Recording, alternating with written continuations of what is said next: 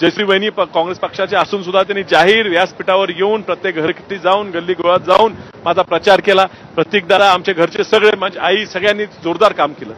हे सोडून मला स्वर्गीय कदम साहेबांना मानणारा ह्या जिल्ह्यात ह्या राज्यात खूप मोठा गट आहे। ह्या सर्व गटांनी माझ्या मागे माझी पाठराखण केली, मोठ्या मताधिक्य मला दिलं।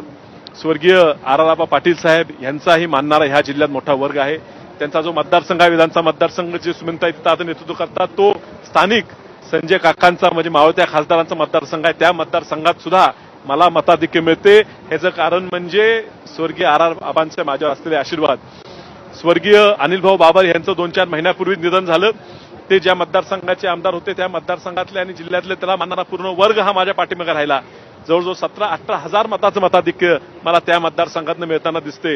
हे निश्चितच त्यांचे सगळ्यांचे आभार मानले पाहिजेत। विट्यासारख्या शहरात सुद्धा नगरसेवकांनी सगळ्यांनी माझ्या पाठीमागे यायचा निर्णय घेतला। विटा शहरात मला वाटतं तुम्ही पिछाडीचा विटा शहरात सुद्धा मला मताधिक्य मिळालं। मिरज शहरात भाजपचे आवटी असतील, देवमाने असतील, दुर्वे असतील, त्यांच्यावर राष्ट्रवादी बागवान असतील, काँग्रेसचे सगळे नगरसेवक असतील, त्या सगळ्यांनी माझं धाडसाने माझं काम केलं आणि म्हणून मिरज विधानसभा मतदारसंघात जवळजवळ 25,000चं मताधिक्य मला इथं मिळायला लागले। सांगली मतदारसंघात सुद्धा 18 ते 20,000चं मताधिक्य मिळाले। सांगलीतले काँग्रेसचे सर्व पदाधिकारी हे माझ्या पाठीशी राहिले, ह्यातनं सरळ दिसून येते। हा विजय हा जनतेचा आहे। मी आता निवडून आलेलो जवळजवळ आहेच। निवडून आल्यावर ज्या ज्या लोकांनी धाडसाने माझ्याबरोबर काम केलं त्यांना त्रास झाला, पुढे त्रास होण्याची शक्यता आहे, त्यांना धमक्या दिल्या गेल्या, घाणेरडं राजकारण केलं गेलं, त्या सगळ्यांना मी आश्वासित करतो मी तुमच्या पाठीमागे आहे, तुमच्या संरक्षणात मी सक्षम आहे। पूर्ण सांगलीची जनता तुमच्या पाठीशी, तुम्ही कुणी घाबरू नये। ज्या लोकांनी मला मतदान केलं नाही, काय तुमच्या अडचणी असतील, मी काय आकस नाही, माझा कुठलाही राग नाही।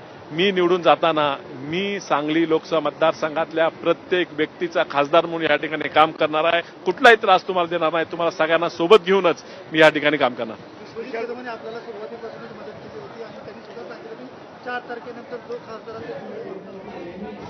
तर सांगलीतले विशाल पाटील विजयी झालेत आणि या विजयामध्ये सर्वांचा सहभाग असल्याचं त्यांनी नमूद केलंय। पश्चिम महाराष्ट्रात भाजप